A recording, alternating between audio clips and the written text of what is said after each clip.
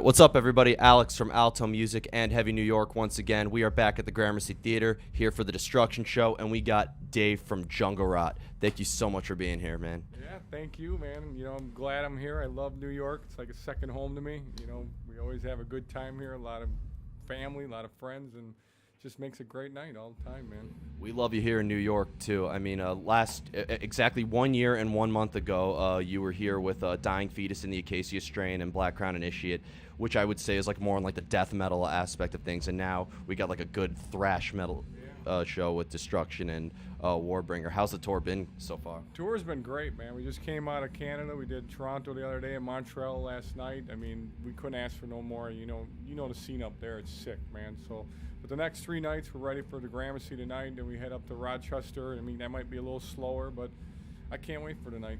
Yeah, nobody brings it like New York City. It's all downhill from here. Sorry, guys. So the latest record is Order Shall Prevail, and that came out in 2015, I believe, right? Correct. And Yep. We're still touring on it, pounding away, trying to get it out there. And the record is, sorry, Jamie Josta, for stealing your line, but the record is hard. Yeah. And I know that a lot has, you've been through, I know that you did the Mayhem Fest when it came out with King Diamond and Slayer and Devil Wears Prada and Hell Yeah.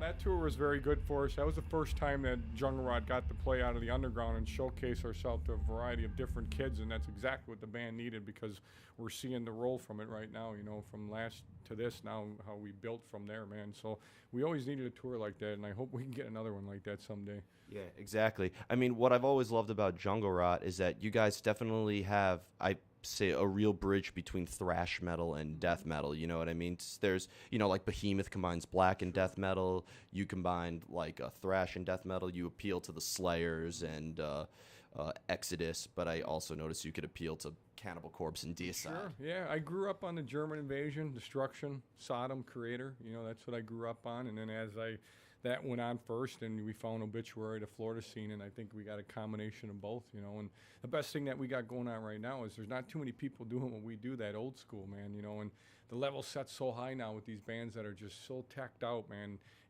I kind of like it because we just stand out so much better now, man, when we play. Exactly. And you guys have been around for a while, Jungle Rot. And one thing I was curious about is, you started, I believe, in the 90s, right? Like early 90s.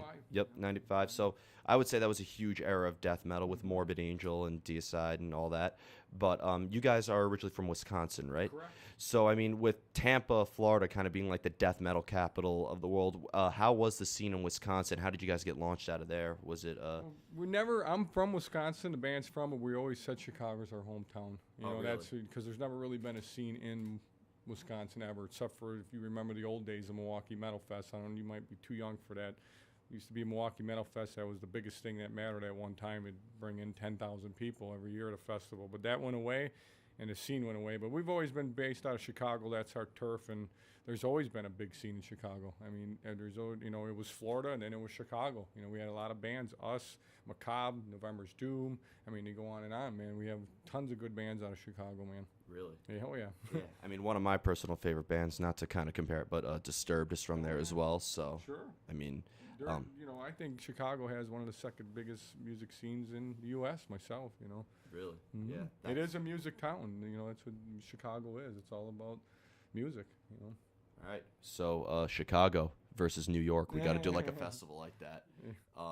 So one thing I've wanted to ask you, because as I said earlier, you're combining elements of thrash and death metal and stuff like that. When you're recording new music, do you try to kind of maintain the Jungle Rot sound and like try to, make each record follow up to the next, or do you kind of like to experiment and completely try something new? We try to experiment, but it seems like we've been doing it for so long. We have a formula that just works, and I do most of the writing, and Jim does a lot of the lyrics, and I don't know what it is. When I write a song, I'm always picking the guitar up. It's never hard for me because I'm always playing. It's kind of weird how I write, man. I'll pick up the guitar and, I'll get about 10 changes in my head and 15 changes and 20, and I remember them. I just play them every day, and then one day all of a sudden the magic happens. They just come together, and it just happens.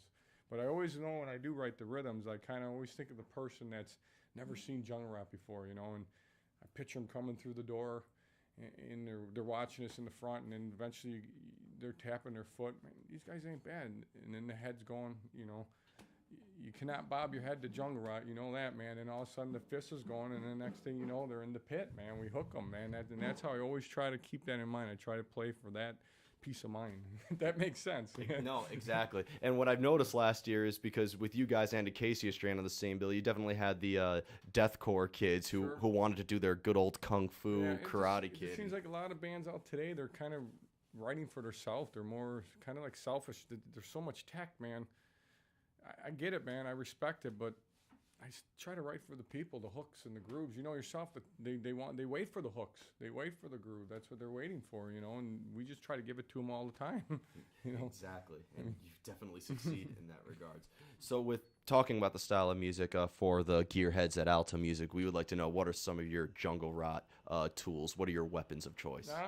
I use right now. I switched to PV. I'm using a 6505 plus. I've never used PV before. I've used Mesa my whole career, and I blew my Mesa last year on that tour, the Acacia Strain and Dying Fetus tour, and I actually bought the head off Acacia Strain. They had it for a backup, and I needed one, and I bought the damn thing, and I can't believe how it sounds, man. I'm sold on it, and I use ESP. You know, they've always endorsed me. I like ESP guitars, baritone. I use a baritone 27-inch scale neck, and I love them. You know, that's what we tune to be. It keeps the tuning very sharp, and that's the key to it, man. Noise gate, I'm a plug-and-play guy. I just noise gate, plug in and go. Yeah, so you don't need like a Tom Morello-like effects board. You don't need too many effects, just big, fat, loud, and nasty. Yeah, that's what it is, man. Now, being both the vocalist and the guitar player, do you have to, because I've actually mentioned this with Dave from Revocation, do you have your the body of your guitar adjusted? Like, do you have to have a certain type of guitar to be able to sing and play guitar? No, I can play with anything. I think at my age right now, I just look for more of a lighter guitar. Okay. I mean, over the years of playing, I got 20 years of touring now. I kind of built a saddle, if that makes sense, from holding that guitar on your neck for so long, on your shoulder. You kind of get that little wear there. So I used to use heavier ones. Now I always try to find a lighter one, so it's kind of, you don't even know it's there. Yeah. I mean, I wonder that's why I went to the V's. The V's are always lighter. Oh, really? I like the V's for that reason, yeah. Yeah, I know Alexi Leho actually uses the V also because of the position that he plays in and stuff like that. I can play pretty much on anything. Yeah, exactly. I mean, it doesn't... It's set up like we like it, you know. It's got to be a baritone. Yeah. I mean, we use very heavy gauge strings, like 68 gauge strings. It's pretty crazy, but, you know, when you get it set up the way you want, you can do anything. Exactly. And I mean, mentioning the lighter guitar, it's like I wonder how Jimmy Page is not like permanently loud. I used to play Les Pauls back in the day, man, and you know that was a thing back when we started, and they're heavy as hell, man. You know, they're like 3 times the weight of a guitar. Exactly. But I built in a lot of guitars. No, man, over the years you'll build in a little saddle from that strap holding there, man. You get a little stress there, you know.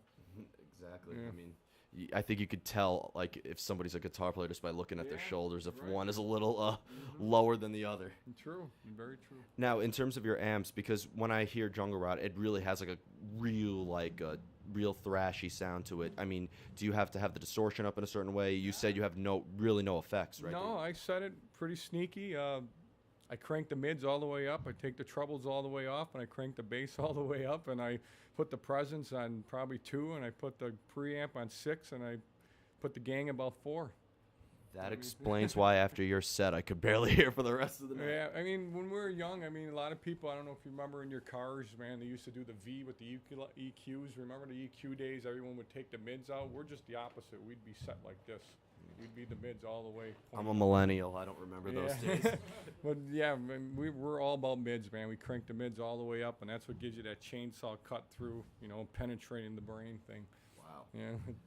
That's wow. So I would say out of all the people we've interviewed about gear so far, you had like the very simple one, which goes to show that it's more about the technique and what you play than. Absolutely. Exactly. So before we go, I mean, first of all, thank you so much for being here. You know, Order Shall Prevail is now 2 years old.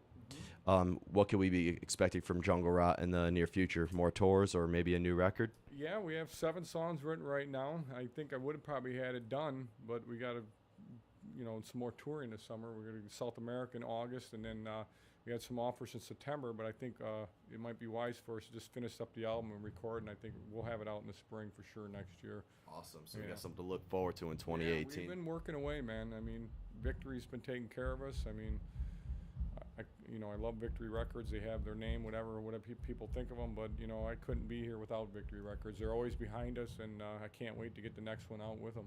Victory Records has I mean, they have El Nino, which is one of my personal favorites. They have you guys. Victory's had all the best of the best back, and they still got us. So yeah, exactly. So thank you so much for being here. Everybody, be sure to check out Jungle Rot's latest record, Order Shall Prevail, and be sure to be on the lookout for their new record coming out in 2018.